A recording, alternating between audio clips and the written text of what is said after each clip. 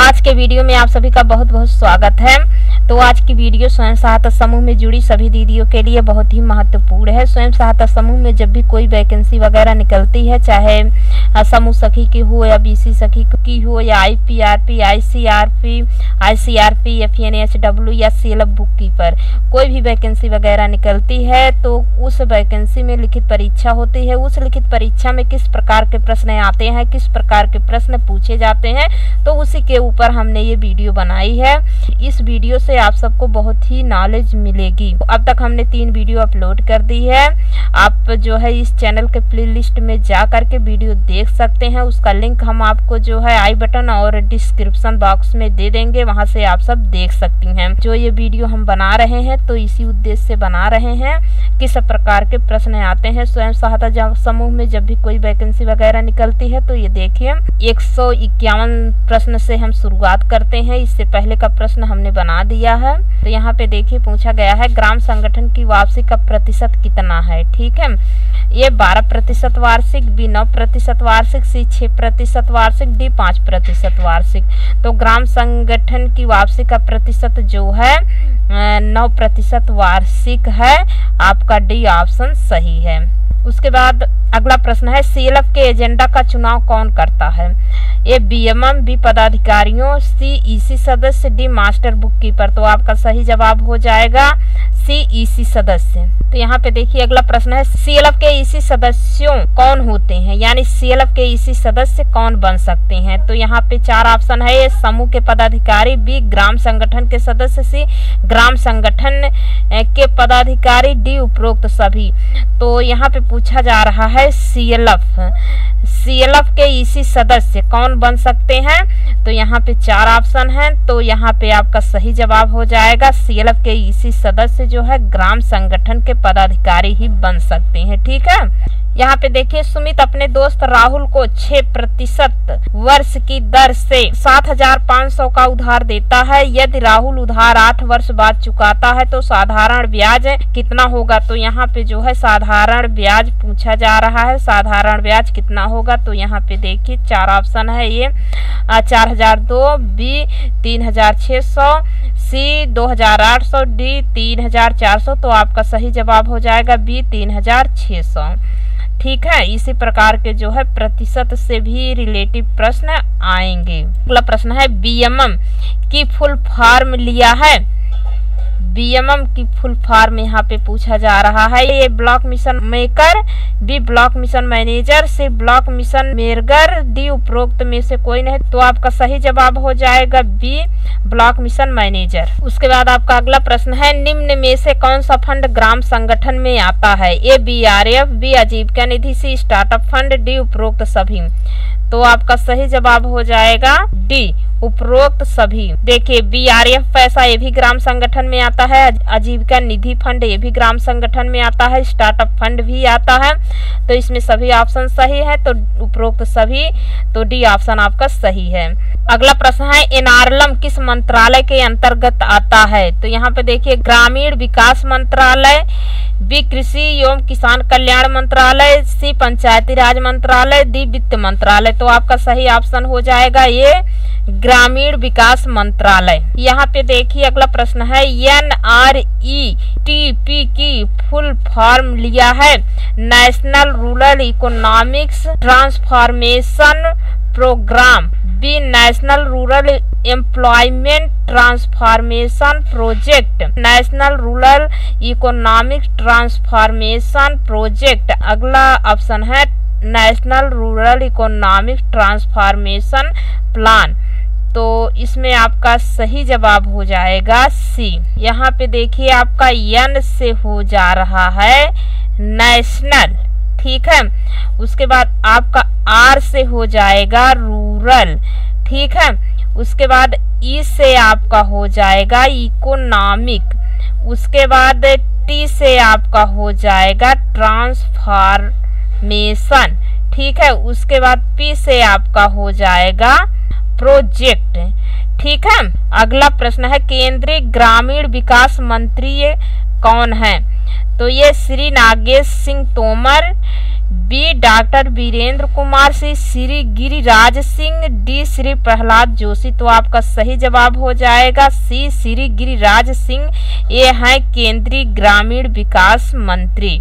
अगला प्रश्न है आईपीआरपी की फुल फॉर्म क्या है। यहाँ पे जो है आईपीआरपी का फुल फॉर्म पूछा गया है। ये internal professional reference person, B internal professional resource person, C internal professional recruit person, D internal professional research person. तो आपका सही जवाब हो जाएगा बी। अगला प्रश्न है सीएलएफ की जनरल बॉडी में सदस्य की संख्या कितनी होती है।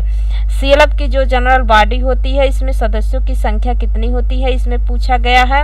ये 10, बी 14, सी 15, डी 12। तो आपका सही जवाब हो जाएगा डी 12। संकुल स्तरीय संघ की जो जनरल बॉडी होती है उसमें सदस्यों की संख्या होती है 12। उसके बाद अगला प्रश्न है सीएलएफ में ग्राम संगठन की सदस्यता रद्द करने का अधिकार किसका है।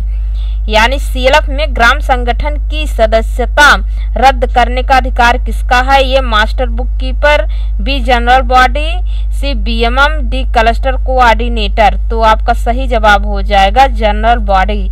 यदि जनरल बॉडी चाहे तो किसी भी ग्राम संगठन की सदस्यता रद्द कर सकती है। जनरल बॉडी यानी संकुल स्तरीय संघ की जो जनरल बॉडी होती है, अगर वो चाहे कोई भी ग्राम संगठन अच्छे से कार्य नहीं कर रहा है या कोई दिक्कत परेशानी है, ऐसी दशा में ये जनरल बॉडी चाहे तो सीएलएफ में ग्राम संगठन की सदस्यता रद्द कर सकता है।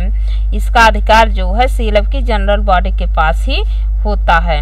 उसके बाद अगला प्रश्न है भारत की पंचायती राज व्यवस्था में कितने स्तर हैं।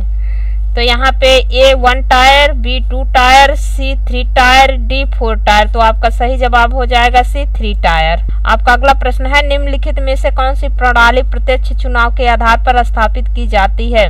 ये ग्राम पंचायत, बी ब्लॉक कमेटी, जी जिला परिषद, डी खा और घा दोनों। तो आपका सही जवाब हो जाएगा डी। आपका अगला प्रश्न है भारत के वर्तमान राष्ट्रपति का नाम क्या है। ये नरेंद्र मोदी, बी योगी आदित्यनाथ, सी रामनाथ कोविंद, डी द्रौपदी मुर्मू। तो आपका सही जवाब हो जाएगा डी द्रौपदी मुर्मू। उसके बाद अगला प्रश्न है देश के वर्तमान प्रधानमंत्री का नाम क्या है। तो ये नरेंद्र मोदी, बी योगी आदित्यनाथ, सी रामनाथ कोविंद, डी द्रौपदी मुर्मू। तो आपका सही जवाब हो जाएगा ये नरेंद्र मोदी। आपका अगला प्रश्न है उत्तर प्रदेश में वर्तमान मुख्यमंत्री का क्या नाम है। ए केशव प्रसाद मौर्य, बी योगी आदित्यनाथ, सी अखिलेश यादव, डी राहुल गांधी। तो आपका सही जवाब हो जाएगा बी योगी आदित्यनाथ। उसके बाद आपका अगला प्रश्न है समूह की प्रत्येक महीने में कुल कितनी बैठकें अनिवार्य है। तो यहाँ पे पूछ रहा है समूह की प्रत्येक महीने में कुल कितनी बैठकें अनिवार्य है। तो ये 2, बी 1, सी 5, डी 4। तो आपका सही जवाब हो जाएगा डी 4 बैठक होना अनिवार्य है। अगला प्रश्न है समूह के 5 सूत्र में क्या शामिल नहीं है। ये नियमित बैठक, भी प्रार्थना परिचय, सी लेन देन कार्य, डी स्वास्थ्य की जानकारी प्रदान करना। तो आपका सही जवाब हो जाएगा डी स्वास्थ्य की जानकारी प्रदान करना। ये स्वयं सहायता समूह के 5 सूत्र में शामिल नहीं है। आपका अगला प्रश्न है समूह को स्टार्टअप फंड कितना मिलता है। यानी समूह में जो स्टार्टअप फंड की राशि आती है कितनी आती है। ये 1500, बी 20,000, सी 2500, डी 25,000। तो आपका सही जवाब हो जाएगा सी 2500 रुपये आता है। उसके बाद अगला प्रश्न है भीओ को स्टार्टअप फंड कितना मिलता है। यानी ग्राम संगठन में जो स्टार्टअप फंड आता है कितना आता है। तो ये 85,000, बी 65,000, सी 75,000, डी 1,75,000। तो आपका सही जवाब हो जाएगा सी 75,000। आपका अगला प्रश्न है भीओ को आरएफ फंड कितना मिलता है। ये 0, बी 75,000, सी 2,50,000, डी 15,000। तो यहाँ पे पूछा जा रहा है भीओ को आरएफ फंड, यहाँ पे जो है आरएफ पूछा जा रहा है। आरएफ फंड कितना मिलता है। तो ग्राम संगठन को आरएफ मिलता ही नहीं। तो आपका सही जवाब हो जाएगा ए 0। तो अगला प्रश्न है समूह में सदस्यों की सीमा क्या है। यानी ये स्वयं सहायता समूह में अधिक से अधिक कितने सदस्य जुड़ सकते हैं और कितने सदस्य नहीं जुड़ सकते हैं। तो यहाँ 4 ऑप्शन है। ये 5 से लेकर के 10 सदस्य, बी 2 से लेकर के 15 सदस्य, सी 3, 20, 5 और उसके बाद अगला प्रश्न है 4, 17, 7। तो आपका सही जवाब हो जाएगा सी 3, 20, 5। ठीक है। आपका अगला प्रश्न है उधार सदस्यों के लिए क्या है? ए आय, बी व्यय, सी संपत्ति, डी दायित्व। तो आपका सही जवाब हो जाएगा डी दायित्व। आपका अगला प्रश्न है समूह में ब्याज कैसे लिया जाता है? ये घटते क्रम में, बी बढ़ते क्रम में, सी फिक्स दर से, डी चक्रवृद्धि दर से। तो आपका सही जवाब हो जाएगा ये घटते क्रम से। जैसे जैसे मूलधन कम होता जाता है ब्याज भी कम होता जाता है। ठीक है। आपका अगला प्रश्न है समूह चर्चा में सबसे पहले किस मुद्दे पर बात होनी चाहिए? तो ये मुद्दों का चुनाव, बी पिछले बैठक की समीक्षा, सी उधार वापसी, डी ब्याज वापसी। तो आपका सही जवाब हो जाएगा डी पिछले बैठक की समीक्षा। अगला प्रश्न है कौन चाहे तो समूह को बंद कर सकता है? ये ब्लॉक अधिकारी, बी समूह अध्यक्ष, सी सदस्यगण, डी बैंक अधिकारी। तो आपका सही जवाब हो जाएगा सी सदस्यगण। अगला प्रश्न है समूह में सबसे पहले किसकी मांग होनी चाहिए? ब्याज की, बी उधार की, सी बचत की, डी चंदे की। तो आपका सही जवाब हो जाएगा बचत की। स्वयं सहायता समूह की बैठक में सबसे पहले बचत जमा किया जाता है, उसके बाद ब्याज वापसी, मूलधन वापसी, अन्य जमा तब उसके बाद होता है। यहाँ पे अगला प्रश्न है सेलब का संविधिक लेखा परीक्षा ऑडिट कितने समय पर होना चाहिए? यानी संकुल स्तरीय संघ की ऑडिट जो है जांच कितने समय पर होना चाहिए? तो यहाँ पे 4 ऑप्शन है। ए वर्ष में एक बार, बी 2 वर्षों पर, सी 3 वर्षों पर, डी अनिवार्य नहीं। तो आपका सही जवाब हो जाएगा ए वर्ष में एक बार जरूर होनी चाहिए संकुल स्तरीय संघ की ऑडिट यानी जांच। अगला प्रश्न है सीसीएल क्या है? बहुत ही महत्वपूर्ण प्रश्न है ये। इसमें पूछा जा रहा है सीसीएल क्या है? ये cash credit linkage, B cash check linkage, C CLF cooperative bank linkage, D इनमें से कोई नहीं। तो आपका सही जवाब हो जाएगा ए कैश क्रेडिट लिंकेज। सीसीएल को कहते हैं कैश क्रेडिट लिंकेज। यहाँ पे देखिए सी से हो गया कैश, फिर सी से हो गया क्रेडिट, एल से हो गया लिंकेज। ठीक है। अगला प्रश्न है आरएफ क्या है? A rotating fund, B revolving fund, C recovery fund, D repayment fund. तो आपका सही जवाब हो जाएगा बी रिवॉल्विंग फंड। आर से हो गया रिवॉल्विंग, एफ से हो गया फंड। ठीक है। इसमें अगला प्रश्न है बैंक से सीसीएल द्वारा दिए गए उधार पर क्या ब्याज दर लगती है? यानी सीसीएल का ब्याज दर क्या है? इसमें वही पूछा जा रहा है। ये 2% वार्षिक, बी 5% वार्षिक, सी 7% वार्षिक, डी 12% वार्षिक। तो आपका सही जवाब हो जाएगा सी 7% वार्षिक ब्याज लगता है सीसीएल का, जो कि बैंक से लोन होता है समूह के नाम से। उसके बाद आपका अगला प्रश्न है समूह में निर्णय किससे पूछ कर लिया जाना चाहिए? ए अध्यक्ष से, बी सभी सदस्यों से, सी समूह सखी से, डी डीएमएम से। तो आपका सही जवाब हो जाएगा बी सभी सदस्यों से। अगला प्रश्न है समूह में उपयोग होने वाले रजिस्टर डीसीबी को हिंदी में क्या कहते हैं? तो ए है demand collection balance, D demand collection book, C daily collection book, D daily collection book. तो आपका सही जवाब हो जाएगा ये डिमांड कलेक्शन बैलेंस। आपका अगला प्रश्न है सीएलएफ की आम सभा कम से कम कितने समय पर होना चाहिए? ए वर्ष में एक बार, बी 2 वर्षों पर, सी 3 वर्षों पर, डी अनिवार्य नहीं। आपका सही जवाब हो जाएगा ए वर्ष में एक बार जरूर होनी चाहिए। आपका अगला प्रश्न है भीओ द्वारा समूह को दिया गया उधार पर क्या ब्याज दर लगती है? ए 9% वार्षिक, बी 6% वार्षिक, सी 7% वार्षिक, डी 12% वार्षिक। तो आपका सही जवाब हो जाएगा ये 9% वार्षिक ब्याज लगता है। आपका अगला प्रश्न है समूह गठन के कितने महीने बाद आरएफ मिल सकता है? ए 1 माह, बी 3 माह, सी 12 माह, डी कोई समय सीमा नहीं। तो आपका सही जवाब हो जाएगा बी 3 माह। आपका अगला प्रश्न है बैंक खाते में कम से कम कितने हस्ताक्षरकर्ता होने चाहिए? ए 1, बी 2, सी 3, डी 4। तो आपका सही जवाब हो जाएगा सी 3। उसके बाद अगला प्रश्न है एमसीपी क्या है? तो ये monthly credit plan, C micro credit plan, C member credit plan, D monthly collection plan. तो आपका सही ऑप्शन हो जाएगा B micro credit plan. MCP का मतलब होता है। उसके बाद आपका अगला प्रश्न है, एससीएचजी सदस्यों को क्या ब्याज दर से सीआईएफ ऋण प्रदान किया जाता है? ये 9% वार्षिक ब्याज, बी 6% वार्षिक ब्याज, सी 12% वार्षिक ब्याज, डी 2% पर मंथ। तो आपका सही जवाब हो जाएगा सी 12% वार्षिक ब्याज। एसएचजी में कितने पदाधिकारियों का चयन किया जाता है? यानी स्वयं सहायता समूह में कितने पदाधिकारियों का चयन किया जाता है? ये 3, बी 4, सी 5, डी 2। तो आपका सही जवाब हो जाएगा ये 3। समूह में 3 प्रतिनिधियों का चयन किया जाता है, अध्यक्ष, सचिव, कोषाध्यक्ष। उसके बाद देखिए आपका अगला प्रश्न है, वीओ में कितने पदाधिकारियों का चयन किया जाता है? ये 3, बी 4, सी 5, डी 2। तो आपका सही जवाब हो जाएगा सी 5। ग्राम संगठन, वीओ बोले तो ग्राम संगठन में 5 प्रतिनिधियों का चयन किया जाता है, अध्यक्ष, उपाध्यक्ष, सचिव, उप सचिव एवं कोषाध्यक्ष। उसके बाद अगला प्रश्न है, सीएलएफ में कितने प्रतिनिधियों का चयन किया जाता है? तो यहाँ पे देखिए ये 2, बी 3, सी 4, डी 5। तो यहाँ पे आपका सही जवाब हो जाएगा डी। संकुल स्तरीय संघ में 5 प्रतिनिधियों का चयन किया जाता है, अध्यक्ष, उपाध्यक्ष, सचिव, उप सचिव एवं कोषाध्यक्ष। आपका अगला प्रश्न है, यूपीएसआरएल संरचना में आईपीआरपी कहाँ तैनात है? तो यहाँ ए पंचायत स्तरीय संगठन, बी ग्राम स्तरीय संगठन, सी संकुल स्तरीय संगठन, डी ब्लॉक स्तरीय संगठन। यूपीएसआरएल का मतलब होता है उत्तर प्रदेश राज्य ग्रामीण आजीविका मिशन। संरचना में आईपीआरपी जो होती हैं कहाँ पर तैनात है? तो आपका सही ऑप्शन हो जाएगा सी संकुल स्तरीय संगठन।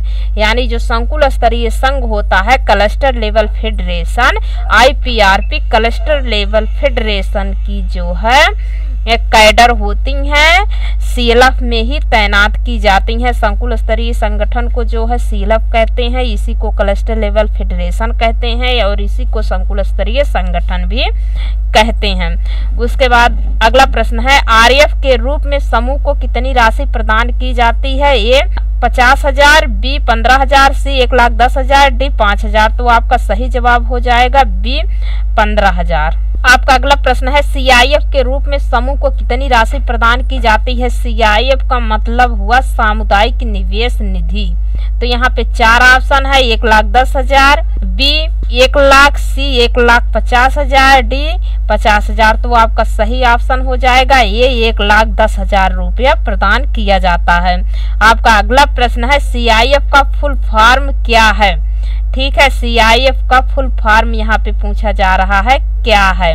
तो यहाँ पे 4 ऑप्शन है, A community infrastructure fund, B community investment fund, C community innovation fund, D cluster involvement fund. तो आपका सही जवाब हो जाएगा बी कम्युनिटी इन्वेस्टमेंट फंड।